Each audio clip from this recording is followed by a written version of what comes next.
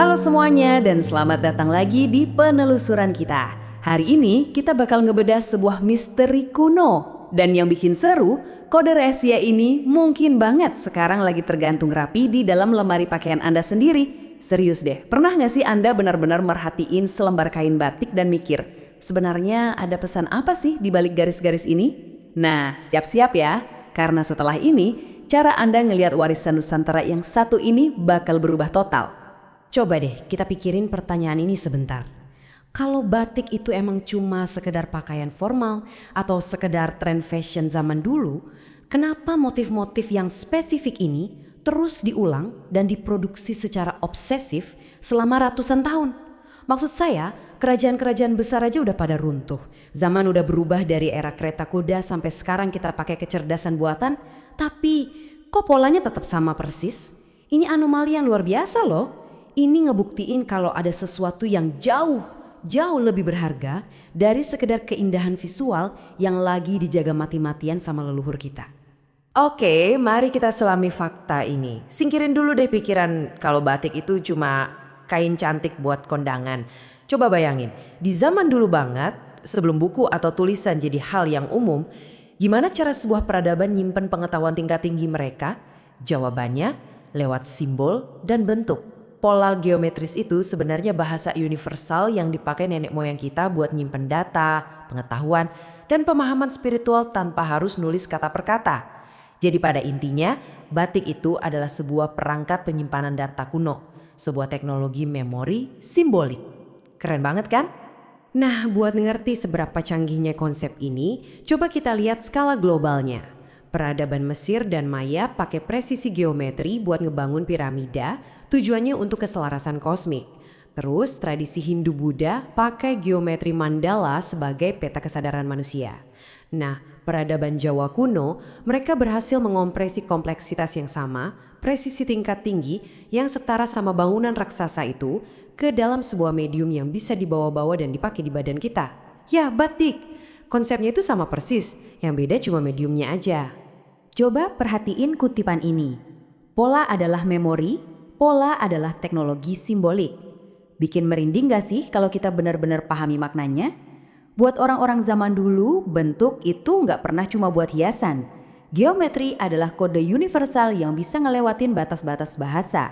Kata-kata bisa dilupain, bahasa lokal bisa punah, tapi sebuah proporsi geometri yang presisi itu bakal terus nyampein pesan kebenaran yang sama sampai kapanpun. Sekarang, yuk kita lihat gimana kode ini dibangun secara spesifik di dua mahakarya yang super legendaris, Parang dan Kaung. Beda sama motif daun atau hewan yang emang ngegambar ulang bentuk alam, Parang dan Kaung ini beda banget. Dua-duanya dibangun murni dari rumus matematika geometri yang berulang tanpa batas. Jadi, ini bukan sekedar gambar pemandangan ya, ini adalah kode visual murni. Kita mulai dari yang pertama, kode parang. Kalau Anda merhatiin pola diagonal huruf S pada motif parang, coba sadari apa yang terjadi sama mata Anda. Mata kita tuh nggak bisa berhenti atau diam di satu titik. Garis-garisnya secara otomatis maksa pandangan kita buat terus bergerak. Ngalir ke atas, ke bawah, terus menerus.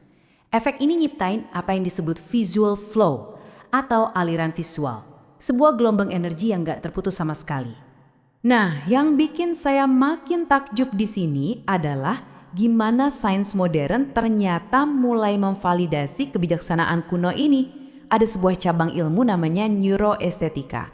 Secara simpel, studi ini ngebuktiin kalau ritme visual tertentu, kayak pengulangan presisi di motif parang tadi, itu ternyata secara langsung mempengaruhi gelombang otak dan sistem saraf kita loh. Pola itu bisa ngubah tingkat fokus dan memicu emosi tertentu tanpa kita sadari. Coba deh kita sandingkan filosofi tradisionalnya sama sains. Secara tradisional, parang itu ngelambangin keberanian, keteguhan, dan semangat pantang menyerah. Kalau dari kacamata sains, ritme visual gelombang parang ini kerjanya ibarat frekuensi musik, tapi buat mata kita. Dia ngestimulasi otak buat ngerasain dorongan, gerakan, dan semangat. Jadi pola parang itu bukan sekedar simbol keberanian. Pola itu secara harfiah menanamkan keberanian ke dalam psikologis orang yang memakainya. Nah, dari sini muncul sebuah pertanyaan yang benar-benar ngubah cara pandang kita. Apakah empu dan seniman kita di masa lalu, ratusan tahun yang lalu, sengaja merekayasa ritme visual ini untuk meretas alam bawah sadar manusia? Kalau iya, berarti leluhur kita itu bukan sekedar seniman kain, mereka adalah master insinyur psikologi dan saraf manusia yang pakai selembar kain sebagai kanvas teknologinya. Gila kan? Oke, kita masuk ke kejeniusan yang kedua, Kawung. Kalau ngelihat motif ini, banyak orang yang mikir, oh itu kan cuma gambar buah kolang-kaling. Padahal realitasnya jauh lebih dalam dari itu. Struktur geometri dari 4 oval simetris yang berpotongan ini sebenarnya adalah DNA arsitektur alam semesta yang super presisi. Coba perhatiin angka 4-nya. Angka 4 ini kayak aturan emas atau golden rule dari keseimbangan kosmik di hampir semua peradaban kuno di dunia. 4 arah mata angin, 4 musim, 4 elemen dasar alam. Mulai dari Tiongkok, Mesoamerika, India, sampai ke Jawa kuno, susunan 4 penjuru ini adalah simbol mutlak dari fondasi yang stabil dan keteraturan semesta. Kawung itu wujud nyata dari harmoni global tersebut. Tapi poin krusialnya justru ada di sini. Keajaiban sesungguhnya dari kawung itu bukan pada 4 oval yang bisa kita lihat, melainkan pada satu titik pusat di mana keempat oval itu bertemu. Sebuah titik yang kosong. Dalam filosofi Jawa kuno, ini disebut sunya atau kekosongan. Tapi tunggu dulu, ini bukan berarti gak ada apa-apa ya. Ini adalah ruang murni, tempat di mana segala kemungkinan itu bermula dan pada akhirnya kembali.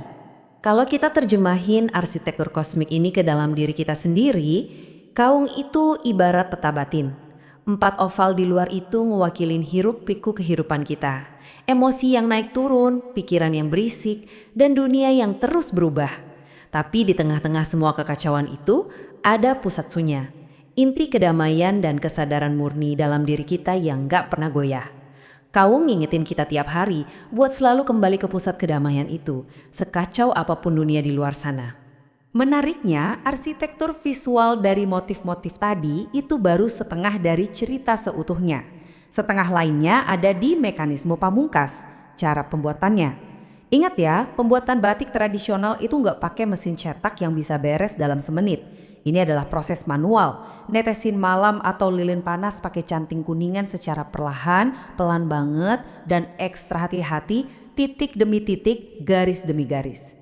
Ngebatik pakai canting itu nggak mungkin bisa dilakuin kalau kita lagi marah, stres, apa buru-buru. Malamnya pasti tumpah atau garisnya bakal berantakan. Proses ini secara langsung maksa si pembuatnya buat memusatkan konsentrasi penuh.